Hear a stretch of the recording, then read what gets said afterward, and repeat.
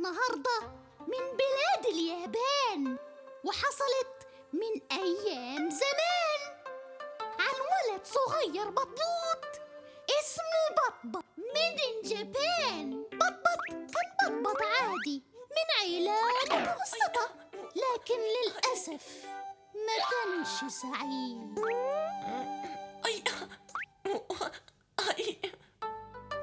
أوهايو جوزايماس دومو. بطبط كان زهقان من كل حاجة عنده من زمان. أوهايو جوزايماس دومو. خلاص يا بطبط بقى، ممكن تبطل كلام بالياباني عشان الناس تفهمك؟ أوهايو جوزايماس دومو. بطبط خلاص ماشي، بس اللبس اللي أنا لابسه ده ضيق قوي ومش عارفة أتحرك. يمكن علشان لبسه بالمشقلب.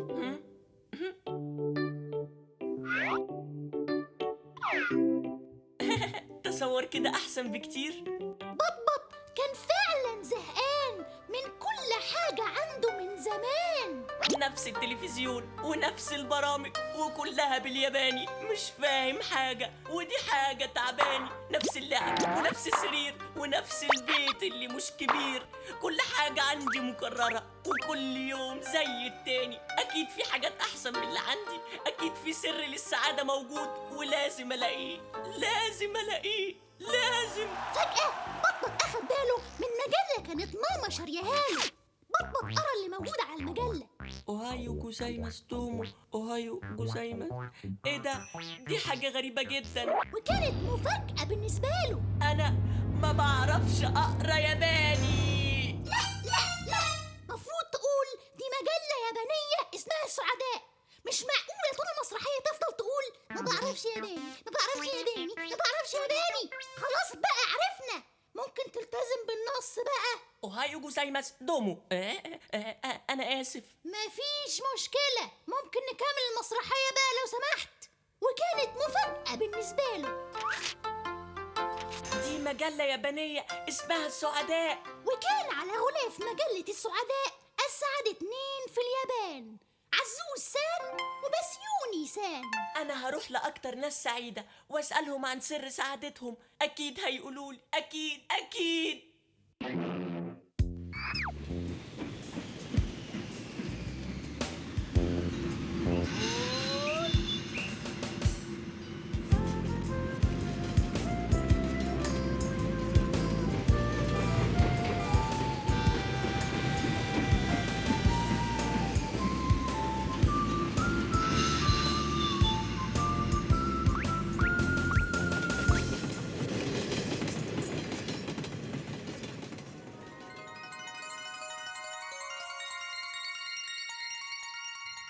وقف بطبط مبهور وقال: ياه، أكيد اللي ساكن هنا سعيد، أكيد.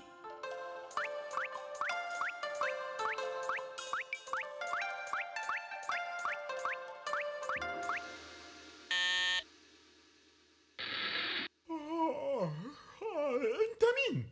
أنا بطبط وجاي لك من بعيد علشان أسألك، هو أنت سعيد؟ لا، انا عزوز بيه.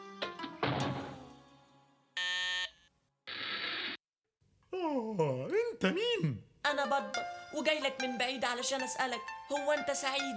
تاني؟ قصدي فرحان، سعيد.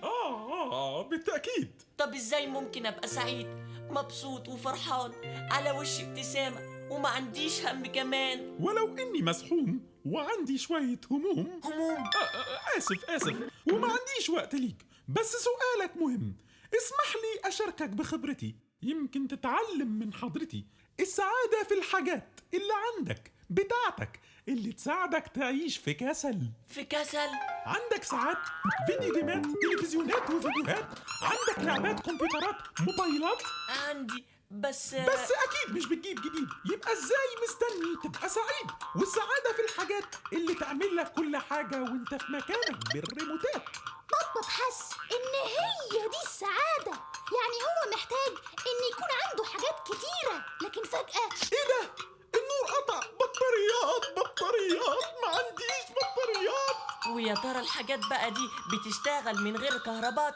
مش ممكن تكون السعادة في الحاجات اللي تروح في لحظة واحدة. وعلشان بطبط ذكي وأبو المفهومية، فهم إن السعادة مش في الحتة دي.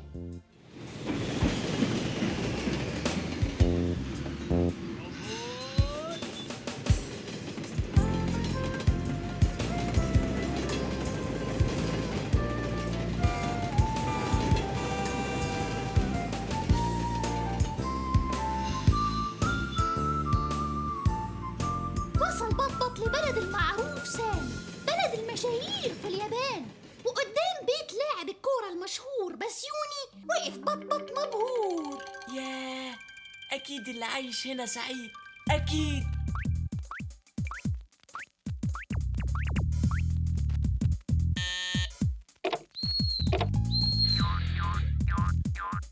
انت مين من المعجبين؟ أنا بطبط وجاي لك من بعيد علشان أسألك، هو أنت سعيد؟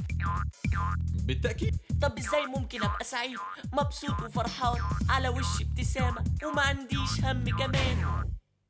لما تبقى مهم لا تبقى أهم من أي حد في أي حتة، تاخد أول مكان، يعاملوك باحترام، يسمعولك في الكلام حتى لو رأيك مش مهم، بس المهم تبقى مهم، لا تبقى أهم من أي حد في أي حتة، بسعادة في إنك تكون مشهور والكل بيك يكون مبهور، بس المهم تبقى أهم من أي حد في أي حتة، وهي دي السعادة.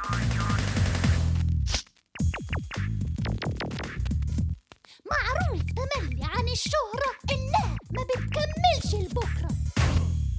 راحت شهرة بسيوني لغيره وخلاص ما بقاش سعيد. طيب تشتري صورتي وعليها امضتي او تيشيرت عليها نمرتي او اي حاجه وعليها امضتي او كوره ايه؟ ما بقتش مشهور، اركن على جنب. وعلشان بطبط ذكي وأبو المفهومية فهم إن السعادة برضه مش في الحتة دي.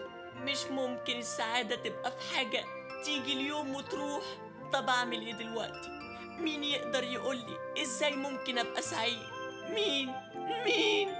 وسمع الحكيم المعروف فوفوسان بطبط وهو حيران. غير الحكيم شكله وقرر إنه يساعد بطبط علشان يلاقي سر السعادة. أقدر أساعدك؟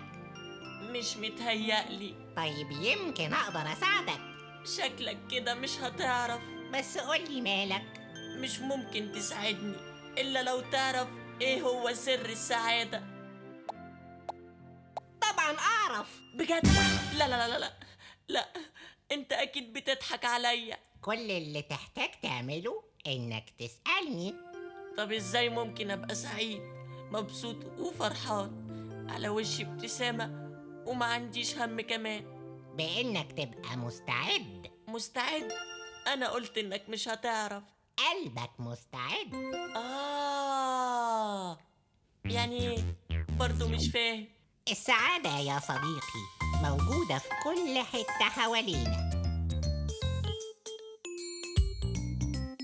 بص على الوردة تفتح للشمس كل يوم وتبسط بجمالها كل اللي يقابلها، وتدي ريحة جميلة لكل اللي يطلبها، وبكده الوردة دايما سعيدة، مش عايشة لنفسها ومش وحيدة. وانت كمان ممكن تبقى سعيد لو اديت زي الوردة.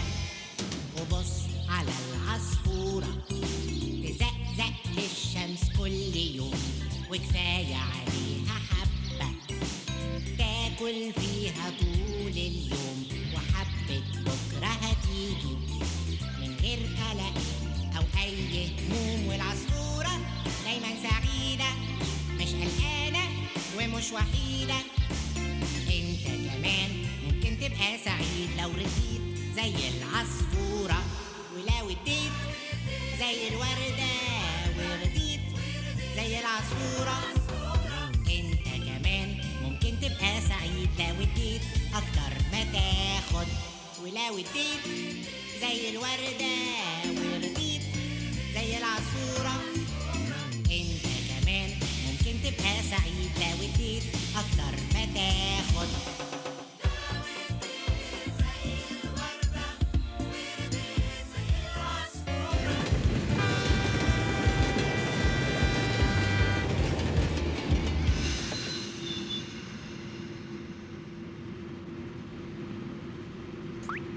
وبالرغم إن بطبط رجع لنفس البيت ونفس الحاجات، لكنه كان حط إيده على طريق السعادة. وزي ما المثل الياباني بيقول، طريق ال1000 كيلو بيبتدي بخطوة.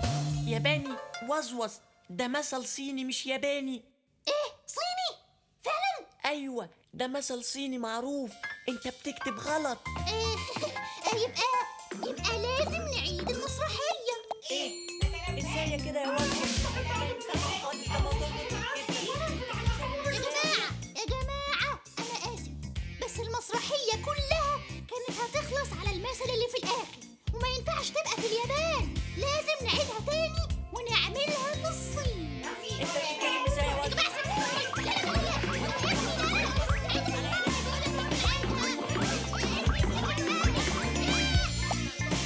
النهاية.